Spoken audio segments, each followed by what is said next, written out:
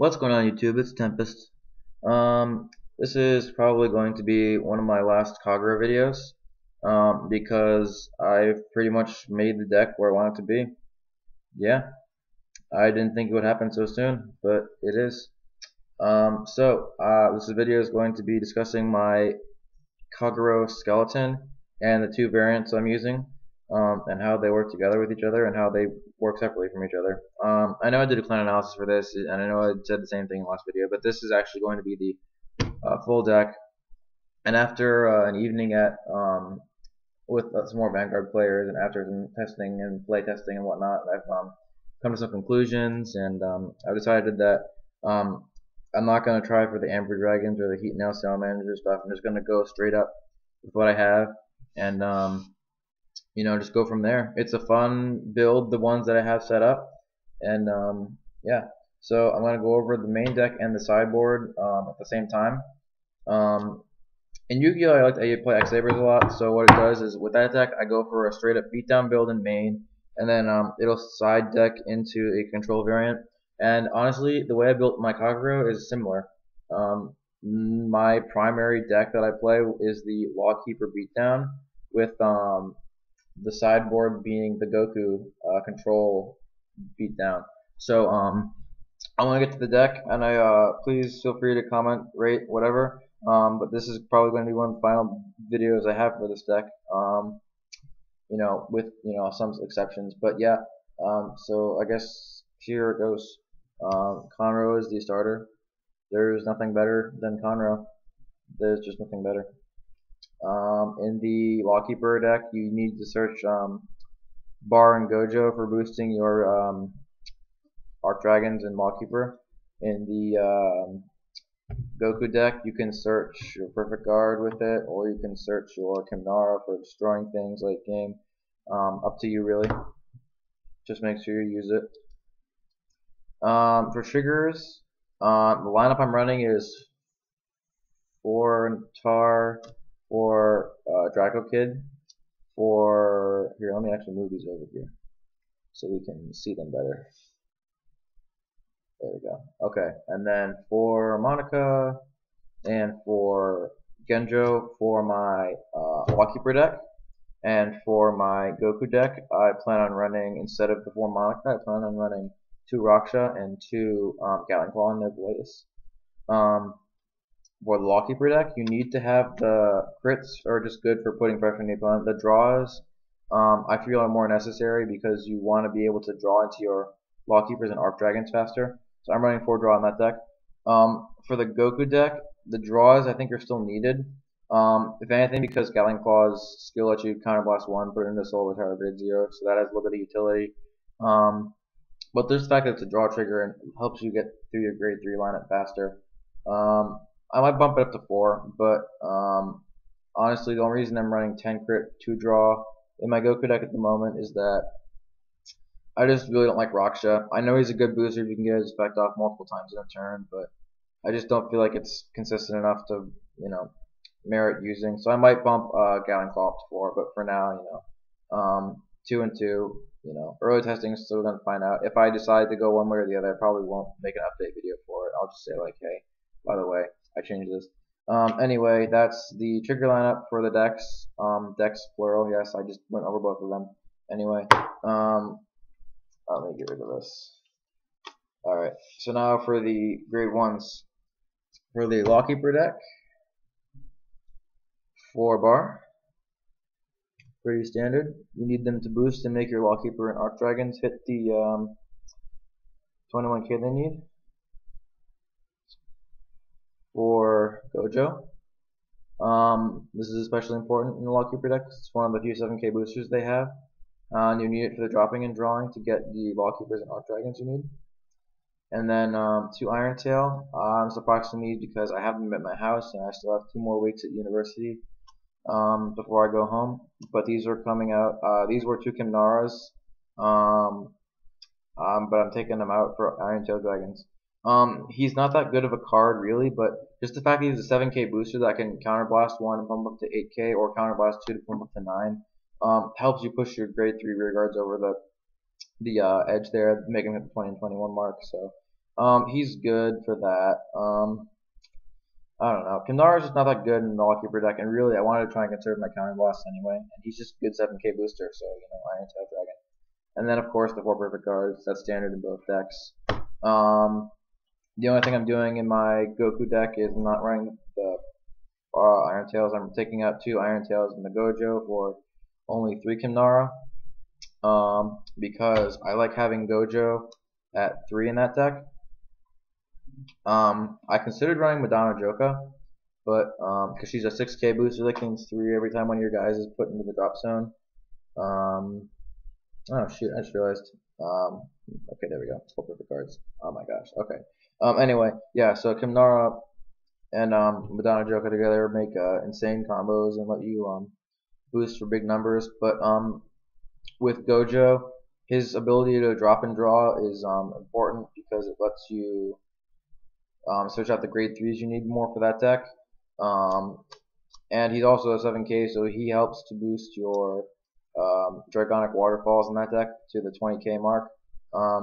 Honestly though, considering that I'm running 4 bar, you probably won't need it as much, so I might take him out. I might take him out for Airmo initially, because Airmo is good for the drop and draw boost.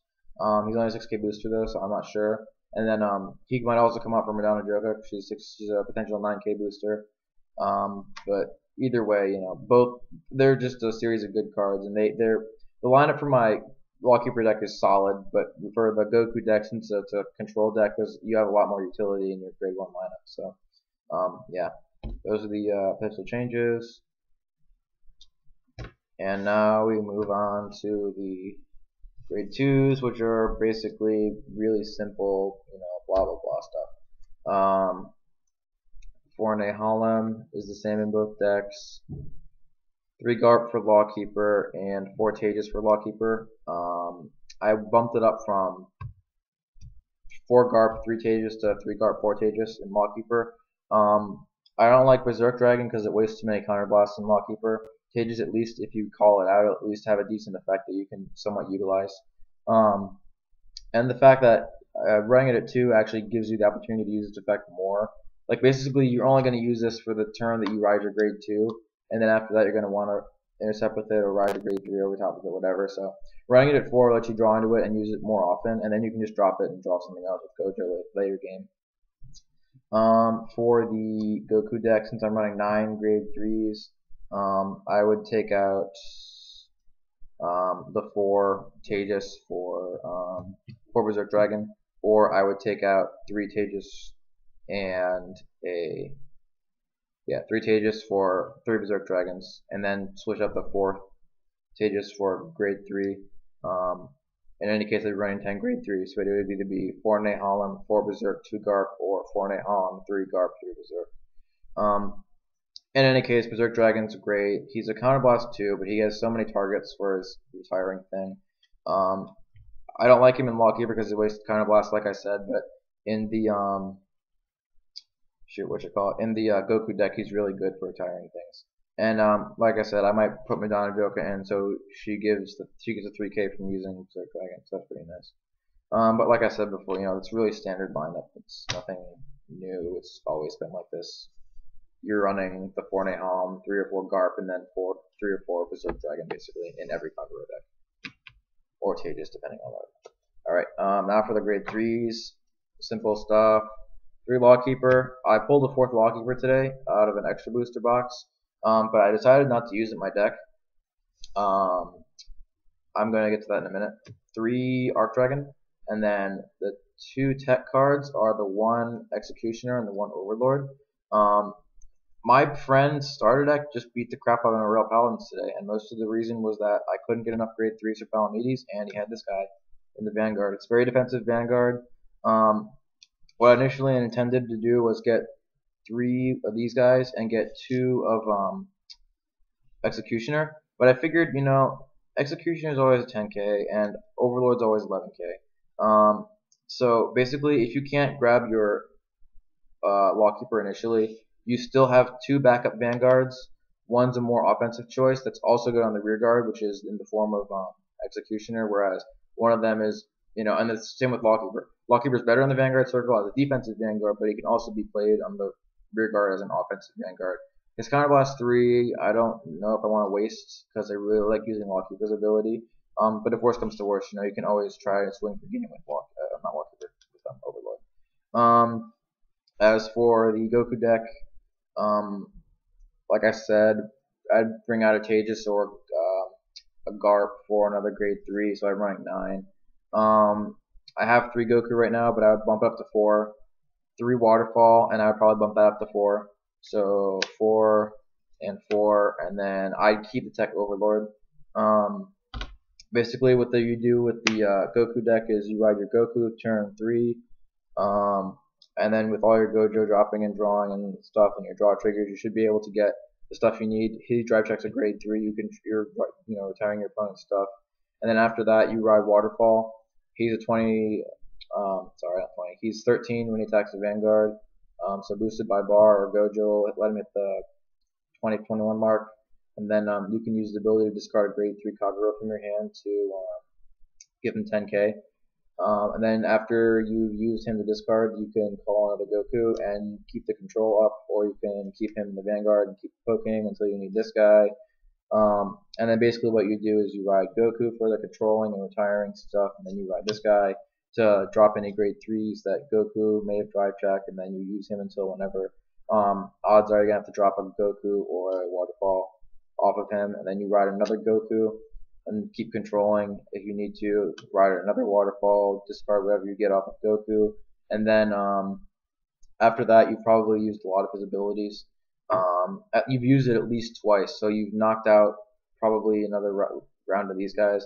At that point, riding Goku is kind of pointless, so what you could do is keep Waterfall in the Vanguard circle for his 13k, or you can ride Overlord and push for game, which is part of the reason why he's in here. He's also a deck choice in case you don't get Goku. He's a good Vanguard.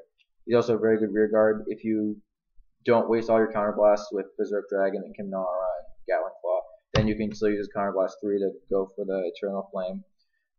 So yeah, it's pretty good. I still only get the 4th Waterfall and the 4th Goku though, which means basically the Goku deck still requires some testing. Like I said, I need more draw triggers, but the Wallkeeper deck, like I said, is solid. I do like the Tech Overlord and the Tech Executioner. They're very nice. Anyway, that's my video. I don't want to cut it too long, but I hope you enjoyed it. This is Tempest signing off for the night, and yeah, hope you liked my Kagero. I hope you learned something from the video. Thanks for watching.